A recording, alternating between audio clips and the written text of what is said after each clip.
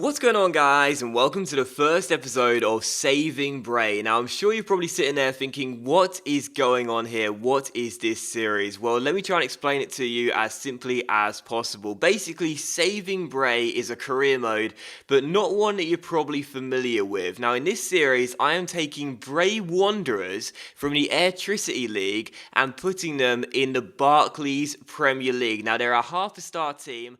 What's going on, guys, and welcome to the best bits of Saving Bray. Yes, to end this series, I'm going to show you a compilation of all the funny and best parts of what was a really enjoyable series for me to make. I'll be commentating as we go on and discussing how I was feeling at the time recording these episodes, and I really hope you enjoyed this special video as a thank you from me to you for all the great support on most of the episodes in this series. So after setting up the save and taking over at Carlisle Ground, our first match was going to be a possible relegation six-pointer as we face Remy Guards at Aston Villa. Now, I'll be honest, I wasn't too optimistic going into this game, the first one of the series, but headed clear only as far as Gabby, who shoots and scores, and 15 minutes in, Gabby Agbonglahor has given Aston Villa the lead. Gusted turns, finds Gabby Agbonglahor inside, Sanchez goes for goal, it's 2. It's 2-0 to Aston Villa, and it's 23 minutes into the game. So Charles and Zobby on the free kick, swings it into the centre. Higazi's got to win that in the air, doesn't. Header comes in. Oh wow, it's a free kick, so it's not going to count. But if there was ever an incident that sums up my belief with Bray Wanderers, that was it. Esteban Drea, the goalkeeper. I don't know whether he heard the whistle and thought he'd just do his best Superman impression, but my goodness gracious me, how did he miss the ball there? Despite conceding 2 goals, he actually had a pretty decent debut, Esteban Drea, but this moment here is not exactly what I want to see out of my goalkeeper. I don't care if there was a free kick given or not. I don't particularly want to see that sort of stuff on my goalkeeper's debut. I literally do not know how he missed the ball. I don't know how on earth he missed that punch. I wish those guys in the Sheffield train station punched like that. Would have escaped with no bruises. I was still hoping for some positives, but in the first half we conceded 2 goals, and in the second half Esteban Drea showed us what we were in store for the remainder of the season. His first of what would prove to be many mistakes in a Bray Wanderers orange jersey. Either way, we did score late on in the game to make it 2-1, but did lose in our first ever game with Bray Wanderers. Very sad about that. Our second game was a loss to Liverpool, but in our third game we'd turn it around and get our first win of the series. We took the lead against West Ham 6 minutes in, Alejandro Chumacero with the opening goal. West Ham would get themselves back on level terms, but in the second half, late on in the game, McKenna, and now through towards Marks here, and another chance on a break. Marks through towards McDonough. What a chance. Adrian comes out. Oh, he's lost it. Adrian's lost the ball. McDonough put it into the open goal, son. Yes, get in. West Ham 1, Bray Wanderers 2, 5 minutes to go. And in a series full of goalkeeping howlers from Esteban Drea, it was a howler from the opposition goalkeeper that gifted us our first ever win with the Green Army. Adrian tried to clear the ball, gave it to McDonough off the bench, who gave us our first ever win in charge of Bray Wanderers. I was delighted to notch up a win, even sweeter away at Upton Park. We claimed our first victory with Bray, and following that, made our first proper signing on a transfer, with Lookman coming in from Charlton. He'd also score on his debut. Sad to see Drea get beaten after such a good run of, saves really, but in comes that cross, and we've equalised straight away. Oh my goodness, I was so quiet, and look who's got the goal. It's Lookman. He scored on his debut a minute into the second half. It took just 46 minutes for Ademola Lookman to make an impression and show us all he'll be a solid investment for £170,000. And for a long time, looked like he'd be the hero that Bray Wanderers will be in dire need of. But it wasn't all good though. Shortly afterwards, we fell into a scoring slump in front of goal and just weren't getting the luck at the other end of the pitch either. To the centre, and we should hook it away. Oh, as far as Guidara, who'll strike it. Oh, that's just not fair. That's just not fair. This is just so cruel on me, man. Seriously, cross comes in. It's my fault for failing to deal with the ball, deal with the cross, but come on, man. Seriously, the half volley takes an absolutely huge deflection off Higazi and finds the back of the net, and the Serbian's got the pace on the Bolivian, and he crossed the ball into the centre. It's up in the air. Kenner can't get there. Oh, Aubameyang's in. What? No! What? Are you kidding me? What? Drea, what have you done? What? No! What the hell? That's no! Are you actually serious? That's just ridiculous. What the actual hell has Esteban Drea done? I don't believe this. I don't believe this. What are you doing, Esteban Drea? Why? Oh, that's it. That's not fair. That's not fair. Not only were we not getting the luck we'd need to survive, but it was also looking like our new goalkeeper was going to be more of a liability than an asset, as he threw away what would have been a priceless point for us away at Manchester City. We were looking like a team destined to go down, but then Spurs came to town. Tao finds Connolly, and a chance here. If he can cut past his man, he's done so. Connolly inside the area. Connolly to win the game. He scored with 5 minutes to go. Connolly blasts it in and makes it Bray Wanderers 1, Spurs 0. Get in. What a strike. And we take the lead. Oh my goodness. I may have sounded like an idiot celebrating Connolly's winner here, but I didn't care at the time, and I think you could forgive me for it as well, because coming into this game, we'd only picked up 1 win all season, but in this game, we beat what were the league leaders at the time, Spurs, for our first ever home victory, and it felt absolutely incredible. I was so delighted, and straight after that game as well, things got even better, as we travelled to St Mary's and beat Ronald Koeman's Southampton by another 0-0 scoreline. Back-to-back wins for the first time ever with Bray Wanderers, and things were looking a little bit too good to be true. So obviously, straight after that, disaster happened. Swansea, one final chance for the break kick across the boys in the centre. Oh, Esteban Drea.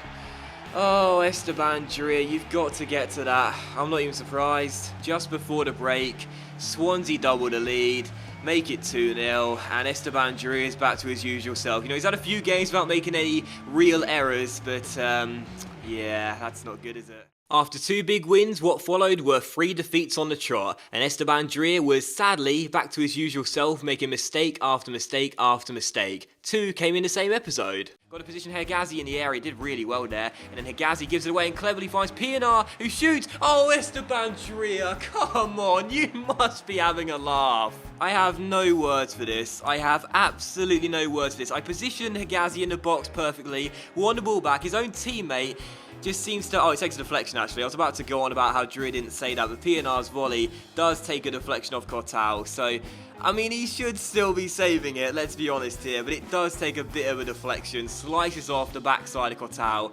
But let's be honest here, Esteban Drea should still be getting a glove on that. Oh my word.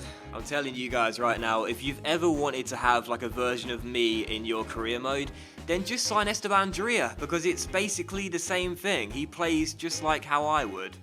Amazing. I love the reaction of the fans behind the goal. Like, just look at them slump to their seats like, oh god, he's done it again. It does take a deflection. Like, it does take a deflection off Cortao, but I'm sorry, how on earth is he not saving that? It's just like watching me in a video game. You know, it really is. It's just me all over. No. Cleverly on the ball. Plays it inside. Baines is there. Leighton Baines wins it in stoppage time. I do not believe it. Oh, we were seconds away. And although I couldn't blame him for Everton's winner, 3 defeats on the trot saw us return to the foot of the table. Just 12 points picked up from our opening 14 games saw us at the bottom, wondering if we'd ever get out the drop zone. Then we travelled away to Chelsea, thinking we'd get nothing at Stamford Bridge and see us lose for the 4th straight game. That was looking quite likely too when Charities scored straight from kickoff to give the Blues the lead and to give us the Blues, but this game turned out to be the game of the season, and it all started for a refereeing decision.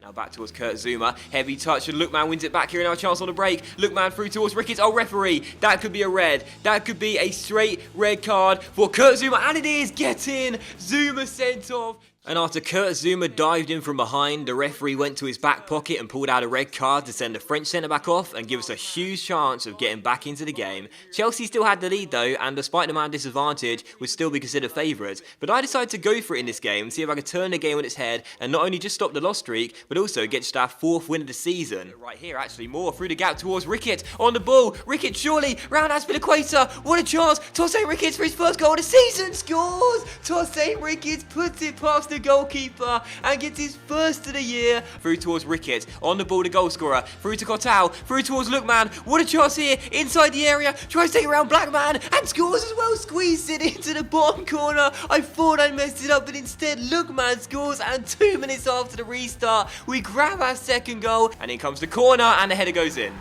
And Loic Remy scores. McDonough's quick throw towards Ricketts here. Through the gap to Lookman. Come on, someone go on a break. Ricketts on the ball. We got men over. Marks is onto it. Off the bench. Marks to win the game. He's done it with 4 minutes to go. Marks scores. Chelsea 2. Bray Wanderers 3. Kicks the corner flag. Bray Wanderers are going to win at Stamford Bridge. Can you believe it? And what a decision it proved to be. Being bold and adventurous saw us come from behind to lead at Stamford Bridge, and although Chelsea did get themselves back on level terms, a late goal from our substitute saw us claim what would prove to be the winner in a priceless victory. Straight after that though, Manchester United came to Bray and sent us back down to earth by thrashing us by 4-0. It ended up being our worst defeat of the season, and as we reached the halfway stage, we were still in the relegation zone. January, however, proved to be one of our best months of the year. Not only did we win back-to-back against two relegation rivals in Leicester City and Norwich City, Lookman also scored the best goal of the season against the former. He also got a new strike partner too to help him in his quest for more goals this year. Yep, deadline day arrived and with just pocket change available, I knew I wouldn't be able to sign too many players and would have to make the pennies count. Although at the time everyone questioned whether I'd gone mad, I was to be proved right once again by making one signing on deadline day who I believed could go on to become a Bray Wanderers legend. And wouldn't really get a contract anywhere else. I mean, this guy, for example, has got a suit on. He's probably got a job interview at his local Primark because no football team will offer him a contract. So, because of that, we're not going to bother going in for these unknown guys. Is that Jackie Chan Singh? Jackie Chan? That is one hell of a first name. I'm tempted to offer this guy a contract due to his first name. Can we afford him? Yes, we can afford him. Ooh. Introducing Jackie Chan Singh. Now, after I spotted this guy in the free agents pool, I decided to offer him a contract. There were tons of young, talented strikers available for loan, but something about this guy made me believe he'd be the best choice. Maybe it was the first name, maybe it was the suit, but I just felt that out of all the players available, he should be the one that I should sign for Bray Wanderers. So when the time came, I decided I simply couldn't pass on bringing him to Carlisle grounds. So 6 new emails, I would imagine they've all said yeah. So all the players can come in then. We can either have Benali, Boga, Roberts, Gallagher, Rashford or Jackie Chan Singh. 6 players right here. We can only have one, but my mind is pretty much made up. It's been made up ever since I laid eyes on the guy's suit. You know, that's what did it for me. So I can't believe I'm doing this. See, the thing is, guys, these 5 strikers right here don't care about Bray Wanderers. These 5 strikers right here do not care about Bray Wanderers. All they care about is going somewhere where they can apply their trade, put themselves in the shop window, show what they can do, go back to their clubs, try and establish a first team place, otherwise move on to something better and something bigger. They see Bray Wanderers as a stepping stone. Jackie Chan sees Bray Wanderers as an opportunity for him to become a legend at this club. He wants to become a Bray Wanderers legend. He's still wearing the suit, and that's what's doing it for me. It's that drive, it's that ambition, it's Jackie Chan Singh. He's got my vote, he's coming in. He's going to become a Bray Wanderers legend. You know, I tried to make a humorous situation there just because I wanted this to be a little bit funny, but now I've actually done it. I actually don't want him as much as the other guys. What have I done? What have I actually done? Marcus Rashford scored 2 against Arsenal. Sam Gallagher is tall and strong, and something we don't have at Bray and could definitely do with. Tyler Roberts has really good growth apparently. Jeremy Boga is really good at my club and country save. And obviously Benali has some really sick stats. I've signed a guy for the fact he's wearing a suit. What have I done? He's 57 overall and 23 years old. Valued at £130,000. I have never had a feeling of instant regret like this before, other than the night I lost my virginity. Well, initially I thought it was going to be great, but instantly I kind of regretted it. The comment section went mad. Everyone was calling me an idiot, and I was thinking to myself, maybe they're right. Maybe I shouldn't have done this. But to be honest, even though I did question it, and even though I was a little bit doubtful, I still believe that Jackie Chan Singh could go on to become a Bray Wanderers legend. He'd make his debut against Arsenal at home. All the pressure was on him. Could he perform in his first Premier League game? Could he ever? We have been. Look, man, through to Brennan here. Singh, make the right run. Brennan, to him. Jackie Chan Singh. This is the moment. Singh for a debut goal. He scored. Get in. Jackie Chan, the boy, with a goal on his debut, picks it up. And although we go on to lose the game by 3-1, Jackie showed the lethal touch, and I was delighted to see him notch out what I believe would be one of his first of many goals in a green shirt. My doubts had gone instantly. I knew I made the right choice, but I also knew that so many of you were still extremely doubtful over the signing of Jackie. So in the following game, a relegation 6-pointer against Stoke City, Jackie proved all the doubters wrong. Already being written off by the media and fans alike, Jackie was facing an immense amount of pressure. Most players would crumble, but for Jackie, the pressure simply made him raise his game. It's safe to say say that come the end of 90 minutes, my decision to bring Jackie to Bray was going to go down as one of my greatest signings ever. To win instead, Brennan through towards Lookman. What a chance here. Hold the ball up. Wait for Singh. Pick him out. What a start this could be. Jackie Chan. Oh my goodness. I don't believe it. 2 minutes in. Run to the corner flag, son. Jackie Chan Singh. This is incredible. Chumacero towards Router. Inside towards Jackie Chan. He's going to do it. He's done it again. Jackie Chan Singh has scored his third in one of the big games. Look at the guy. Look at him. He's a monster. Come on, Router. Down the left-hand side here. Glenn Johnson keeping up. I'm not going to go to the corner flag. I'm going to cut inside instead. Router inside the area. Drills it into the centre. Singh! Jackie Chan Singh puts it in. And with 2.5 minutes to go, who's writing him off now? Jackie boy has won it. It's all over. But Jackie Chan Singh has scored a hat-trick in his second appearance. Who is writing Jackie boy off now? A goal on his debut and a hat-trick in a relegation 6-pointer. And he didn't stop there either. He grabbed his 5th goal in his first 3 games in our very next match against Crystal Palace away at Selhurst Park. It was looking like all of our hopes of surviving would rest on the shoulders of a guy who was due to have a job interview at Primark before I took him to Bray. His goals had fired us out of the relegation zone and up to 15th place. And after scoring his first goal in a big match against Manchester City, I felt like nothing could go wrong. And whenever you say that, something goes wrong. And a chance on the break, he takes it around a sliding Kolarov, and now Chumacero through to Lookman, down the right hand side, I can see Singh getting in the area, I'll try and feed him, Jackie Chan Singh, he scored 16 minutes in, of course, Jackie Chan Singh has to be the one.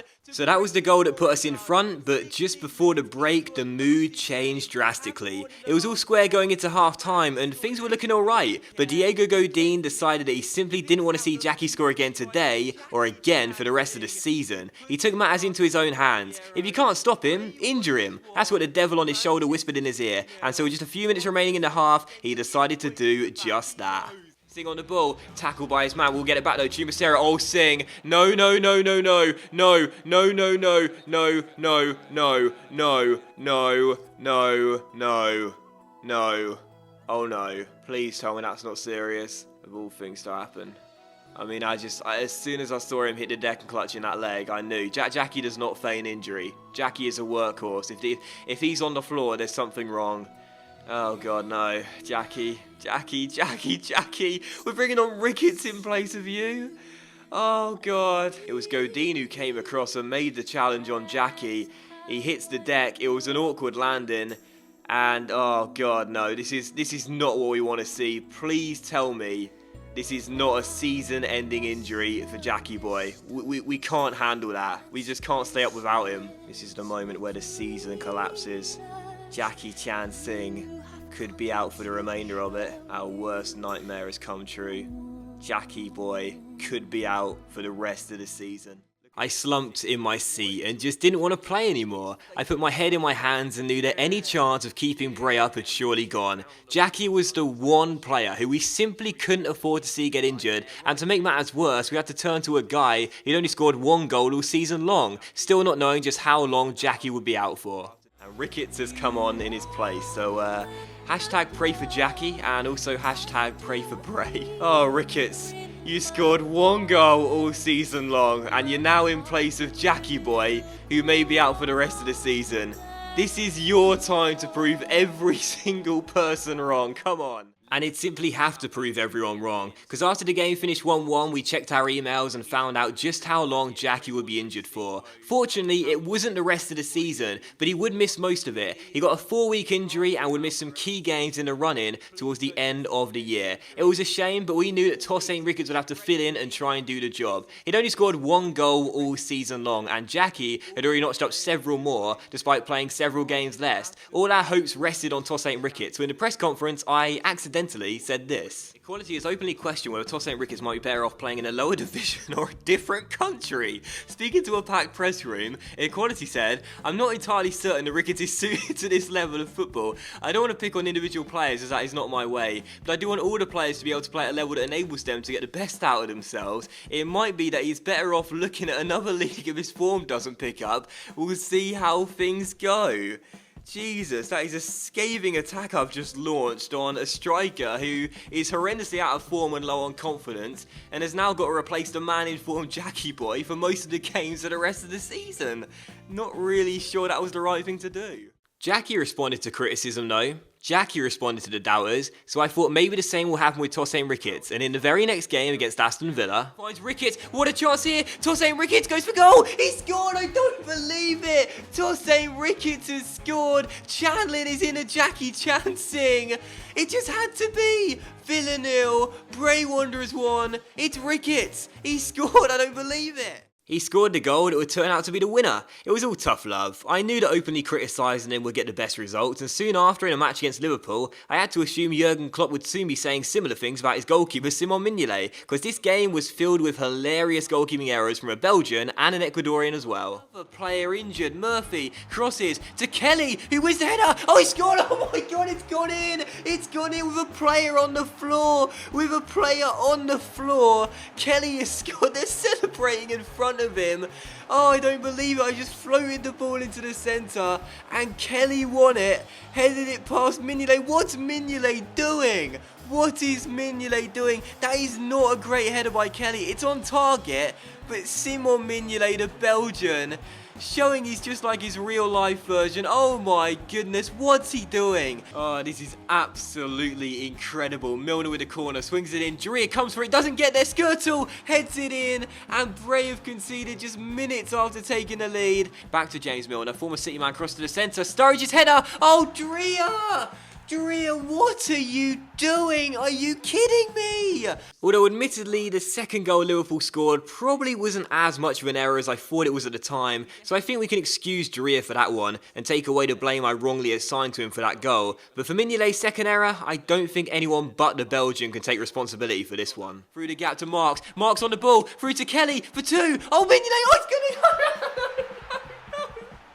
Oh my god! Oh my god! This is unbelievable! This is incredible! Mignolet! This is unbelievable! He just palmed the ball into the back of his own net after making a great one-on-one save. Oh my word!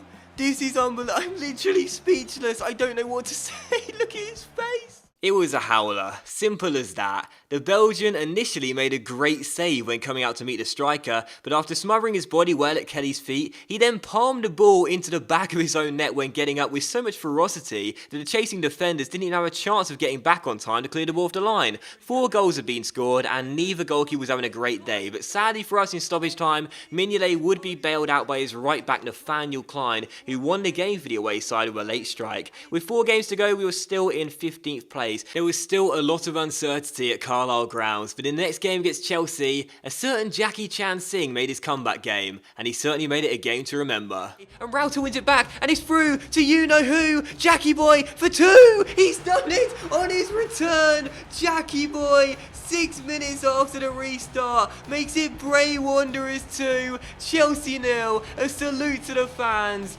Oh, you just knew he had to score in his comeback game. There's only one Jackie Chan. It was a game he and we would never forget, but it wasn't going to be enough. After losing to Everton and drawing to West Bromwich Albion, it all came down to the final day. Final game of the season, Manchester United versus Bray Wanderers at Old Trafford, and a game which could see the Irish side get relegated or could see them keep their place in the Premier League for another season.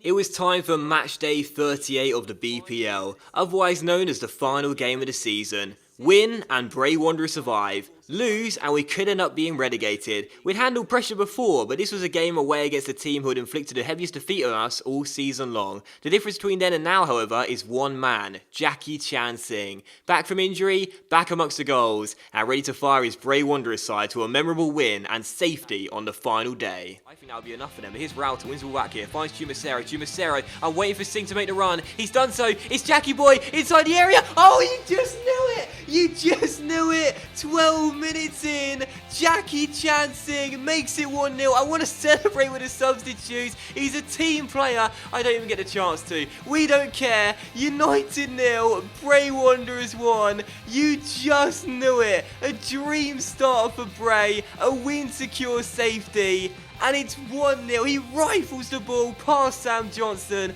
First shot on target, first goal. United 0, Bray Wanderers 1. We can't believe it. Already taking the lead at Old Trafford. Get in! Brennan through to Tumusero to Sing out wide to Connolly. He's found him. Down the right hand side. Look at the space for Dylan Connolly here. Blink comes across. Connolly beats him to it. It's still Connolly. I'm waiting for the run of you-know-who. Jackie boy for 2. He's done it again. He's done it again. United 0, Bray Wanderers 2. This time he celebrates with his substitutes. Jackie boy has come to this club, shown the desire, shown the spirit to become a Bray Wanderers legend. And he's going to do so. He came in on deadline day. That's his 10th goal. That's his 10th goal since signing. It's his 2nd goal today.